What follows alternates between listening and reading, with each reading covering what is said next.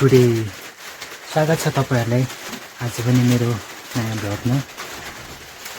आज चाहिँ मैले भनौँ न बिहान पानी परेको कारणले चाहिँ गाइस बाख्रा बिहान चराउन पाइन। अनि गाइस म पनि एकदमै सन्चै छु, तपाईहरु पनि एकदमै सन्चै हुनुहुन्छ भन्ने म आशा गर्दछु। अब त्यो गाइस आज चाहिँ बिहान पानी परेको कारणले चाहिँ बाख्रा गोठालो जान पाइन। अनि अहिले दिउँसोको टाइममा चाहिँ बाख्रा चाहिँ गोठालोमा भनौँ न आमा जानुभएको छ गोठालो चाहिँ बाख्रा गोठालो। अनि म चाहिँ त्यही बाख्रा गोठालो गएन आज चाहिँ। अब बाख्रा गोठालो नगई नि हामीर खोर सफा गर्दैछु गाइस। यस्तै छ गाइस हाम्रो गाउँघरमा चाहिँ अब अलिअलि भए पनि सफा गर्नु पऱ्यो। खासै खोर चाहिँ छैन रहेछ, पुरै हिसो पनि लगाइरहेछ गाइस, सर्लक्क लगाएर देख्न सक्नुहुन्छ तपाईँहरूले। अनि गाइस मौसम चाहिँ एकदम जाडो भइरहेछ, त्यही भएर यस्तो अलि बाक्लो बाक्लो कपडा लगाएर काम गर्दैछु म पनि। हेर्नु त गाइस मौसम चाहिँ यस्तो चिसो छ, पुरै जाडो जाडो देख्न सक्नुहुन्छ तपाईँहरूले। पानी पनि परिरहेछ अलिअलि सिम अच्छा जाडो भइयो गाइस, त्यही छ। अनि अब भाइ शिशिर भाइ भाग्यो। अनि गाइस म चाहिँ आज पानी परेको कारणले गर्दाखेरि चाहिँ बिहान गाई गोरुलाई चाहिँ घाँस काट्न पनि पाइन है। त्यही भएर चाहिँ गाइस अहिले चाहिँ हाम्रो गोरुलाई पराल दिने विचार गर्दैछु गाइस। अब एकैछिनपछि पराल दिने भिडियो पनि आउँछ, देख्न सक्नुहुन्छ तपाईँहरूले। यहाँनिरको भ्यू चाहिँ यस्तो छ गाइस हाम्रो गाउँघर। अनि यतापट्टि चाहिँ हाम्रो घर छ गाइस, त देख्न सक्नुहुन्छ तपाईँहरूले। अनि हाम्रो गाउँठाउँ अनि गाउँटोल है गाइस यस्तो छ, भ्यू यस्तो छ। कस्तो लाग्छ तपाईँहरूलाई कमेन्ट गर्नु होला है, कमेन्ट गरेर तपाईँहरूले भन्न सक्नुहुन्छ। अनि गाइस देख्न सक्नुहुन्छ पुरै उसो लागेर चाहिँ गाइस हाइट यस्तो छ गाइस। अनि जाडो नि पुरै भत्तै बढ्यो कि गाइस यो पानी परेको कारणले गर्दा है। यस्तो जाडो बढिरहेछ गाइस। अब यस्तै छ। अब घरमा भएपछि अलिअलि त काम त गर्नु पर्यो गाइस, मान्छे भएपछि खानु पर्यो लाउनु पर्यो। अब गाउँले जीवन भएपछि अब यस्तै हो अलिअलि। हाम्रो गोठ चाहिँ यहाँनिर चाहिँ गाइस सानो छ, अनि दुईवटा गोरु चाहिँ गाइस यहाँनिर देख्न सक्नुहुन्छ तपाईँहरूले। यहाँनिर एउटाको नाम त्यसको नाम चाहिँ टिके, अनि यसको नाम चाहिँ तारे भन्छ है गाइस। देख्न सक्नुहुन्छ सर्लक्क हाम्रो गाई चाहिँ होइन गोरु हो, दुइटै गाइस फेरि देख्न सक्नुहुन्छ गाइस हाम्रो दुइटा गोरु। अनि गाइसमा चाहिँ यो धानको पराल चाहिँ यिनीहरू दुइटालाई दिँदैछु। अब राम्रोसँग खान्छ यिनीहरूले, देख्न सक्नुहुन्छ। ल चट्ट लगाएर लुकाउ दुइटा गोरुहरू सानो सानो छ गाइस यिनीहरू चाहिँ। अब 5-6 महिना अगाडि भर्खर किनेर ल्याएको गाइस यिनीहरू। फेरि रोगले भेटेर के हो रोगले भेटेर चाहिँ गाई चाहिँ फेरि बिरामी भयो कि गाइस, त्यही भएर यिनीहरू अलिक ज्यान लागेको छैन, त्यस्तै हो। अनि गाइस म चाहिँ गोरुलाई पराल दिएर यता आइसक्यो। यस्तो पानी परेको अलिअलि पानी परिरहेको छ अझै पनि। यस्तो चिसो मौसममा चाहिँ तपाईँहरूलाई छोटो मिठो गीत सुनाउन चाहन्छु है त गाइस।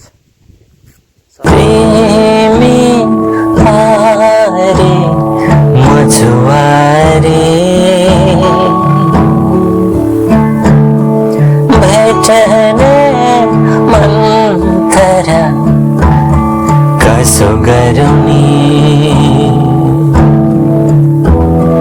झरी पर्यो बाढी आयो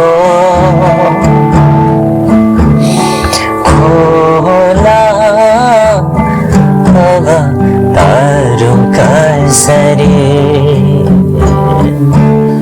झरी पर्यो बाढी आयो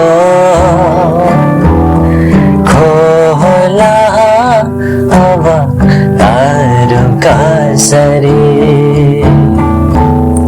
उडी जाऊ भनेर म कुनै पन्छी होइन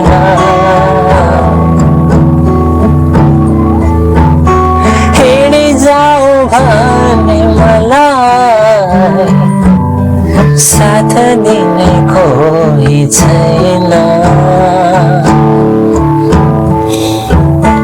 के गल्ती भो मेरो जातै सानो भो भन्छ तेरो कसैको के बिगारे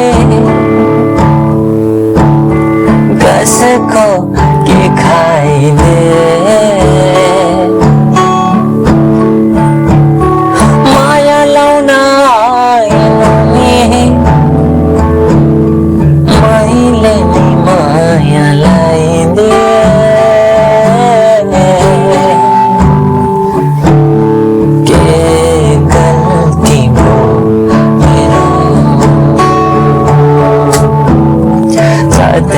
सानो भन्छ तेरो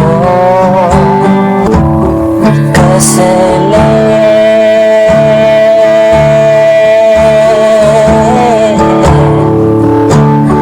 बनायो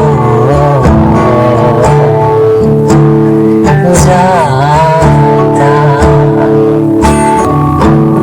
हामी दुईलाई बनाइदिए नदीका किनारा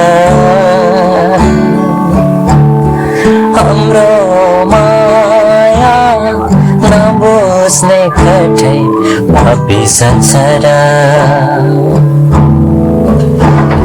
हामी दुईलाई बनाइदिए नदीका किनारा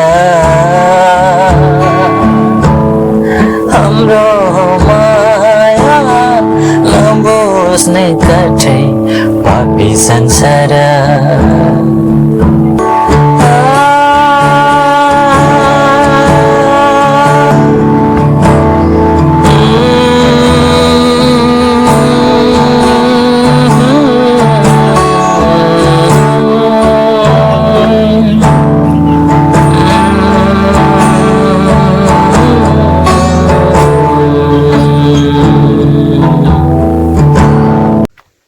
गाइज आज चाहिँ पानी परेको कारणले गर्दाखेरि चाहिँ लङ भिडियो भनौँ न लङ भिडियो चाहिँ आउन सकिनँ आजको लागि चाहिँ भनौँ न यति सर्ट भिडियोबाट नै मन बुझाउनु होला गाइज नराम्रो नमान्नु होला प्लिज यो छोटो भिडियोबाट चाहिँ तपाईँहरूलाई कस्तो लाग्छ प्लिज कमेन्ट गर्नु होला मन पऱ्यो भिडियोलाई लाइक गर्नु होला सेयर अनि त्यसपछि च्यानललाई सब्सक्राइब गर्न पनि नभुल्नु होला है त गाइज यस्तै नयाँ नयाँ भिडियो राम्रो भिडियोहरू तपाईँहरूको माझमा पक्कै पनि ल्याउने कोसिस गर्छ है त गाइज आजलाई यति नै गाइज बाई बाई भन्न चाहन्छु।